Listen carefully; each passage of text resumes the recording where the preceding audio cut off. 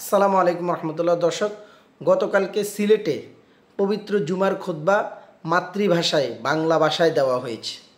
যুক্তি, রসুল করিম সাল্লাল্লাহু আলাইহি সাল্লাম জুমার খুতবা মাতৃভাষায় দিতেন।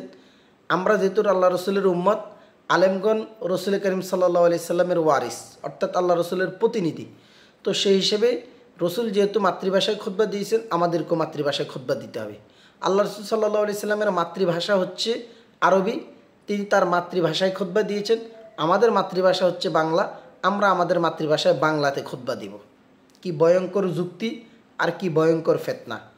দর্শক, একটু খেয়াল করুন, যারা এই কুযুক্তি দেয় যে রসুল করিম সাল্লাল্লাহু আলাইহি সাল্লাম মাতৃভাষায় খুতবা দিয়েছেন, শ্রোতাদের বোধগম্য হয় এমন ভাষায় খুতবা দিয়েছেন, তা আমাদেরকেও আমাদের মাতৃভাষায় খুতবা দিতে হবে। এরা কখনো, আল্লাহ রসুল সাল্লাল্লাহু আলাইহি সাল্লাম তো মাতৃভাষায় আজান দিয়েছেন, আল্লাহ রসুলের মাতৃভাষা আরবি, তো তিনি আরবিতে আজান দিয়েছেন, মানে তিনি মাতৃভাষায় আজান দিয়েছেন। আল্লাহু আকবার, আশহাদু আল্লা ইলাহা ইল্লাল্লাহ, এগুলো আল্লাহ রসুলের মাতৃভাষা, তো তিনি মাতৃভাষায় আজান দিয়েছেন। তো যারা খুতবার ক্ষেত্রে যুক্তি দেয়, তারা কখনো এই কথা বলে না যে আল্লাহ রসুল মাতৃভাষায় আজান দিয়েছেন, আমাদেরকেও মাতৃভাষায় আজান দিতে হবে। অর্থাৎ আমরা আল্লাহু আকবরের পরিবর্তে বাংলায় আমাদের মাতৃভাষায় বলবো আল্লাহ সবচেয়ে বড়, আল্লাহ সবচেয়ে বড়, আল্লাহ সবচেয়ে বড়, আল্লাহ সবচেয়ে বড়। আমি সাক্ষ্য দিতেছি যে আল্লাহ তাআলা কোনো মাবুদ নাই। আমি সাক্ষ্য দিতেছি যে রসুল করিম সাল্লাল্লাহু আলাইহি সাল্লাম আল্লাহ তাআলার প্রেরিত রসুল। এই যুক্তি দিয়ে কখনো তারা মাতৃভাষায় আজান দেয় না। কেন? কারণ পাবলিকের গণপিটুনি খাবে।